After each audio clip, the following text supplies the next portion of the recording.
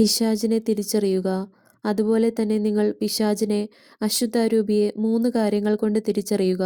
ഒന്നാമതായി, നിങ്ങളെ തന്നെ സ്വയം ഉയർത്തിക്കാട്ടാനുള്ള ത്വരയും നിങ്ങൾക്കു നൽകപ്പെട്ടവയെക്കുറിച്ച് അഹങ്കരിക്കാനുള്ള പ്രലോഭനവും ഉപദേശവും അവൻ തരും.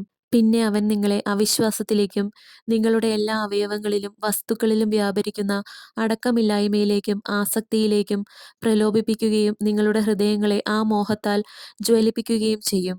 അവസാനമായി അവൻ നല്ല അരൂപിയുടെ മൂടുപടമണിഞ്ഞ് മനുഷ്യരെ വഞ്ചിക്കുകയും ചെയ്യും. ഞാൻ അനുവദിക്കാതെ പിശാചിനോ ദുഷ്ടമനുഷ്യർക്കോ നിങ്ങളുടെ അടുക്കൽ വരാൻ സാധിക്കുകയില്ല. ഞാൻ അത് അനുവദിക്കുന്നുവെങ്കിൽ ഒന്നുകിൽ അത് നിങ്ങളുടെ തന്നെ പാപം മൂലമായിരിക്കാം, അല്ലെങ്കിൽ എനിക്ക് മാത്രം അറിയാവുന്ന ഏതെങ്കിലും നിഗൂഢ തീരുമാനത്തിന്റെ ഭാഗമായിട്ടായിരിക്കാം.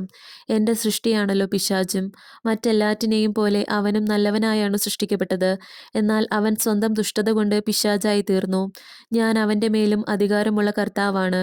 അതുകൊണ്ട് എന്നെ വലിയ ഭക്തിതീക്ഷ്ണതയോടെ സേവിക്കുന്നവരെ ഭ്രാന്തന്മാരോ പിശാച് ആവസിച്ചവരോ ആയി ചിത്രീകരിച്ച് എന്നിൽ കുറ്റമാരോപിക്കുന്നവർ ചെയ്യുന്നത് തെറ്റാണ്. ചാരിത്ര്യവതിയും വിശ്വസ്തയുമായ ഭാര്യയെ വ്യഭിചാരത്തിന് വിട്ടുകൊടുക്കുന്ന ഒരു മനുഷ്യനെപ്പോലെയാണ് ഞാനെന്ന് അവർ കരുതുന്നു.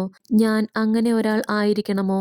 ഞാൻ വിശ്വസ്തനാകയാൽ നീതിമാനും ദൈവത്തെ സ്നേഹിക്കുന്നവനുമായ ഒരു മനുഷ്യനെ പിശാചിന് ഏൽപ്പിച്ചു കൊടുക്കാൻ അഥവാ ഞാൻ തന്നെ അനുവദിച്ചാൽ ഭക്തിപൂർവം എന്നെ സേവിക്കുന്ന ആ മനുഷ്യന്റെ ആത്മാവിന്റെ മേൽ ഭരണം നടത്താൻ പിശാചിന് ഒരിക്കലും കഴിയില്ല എന്നറിഞ്ഞിരിക്കുക.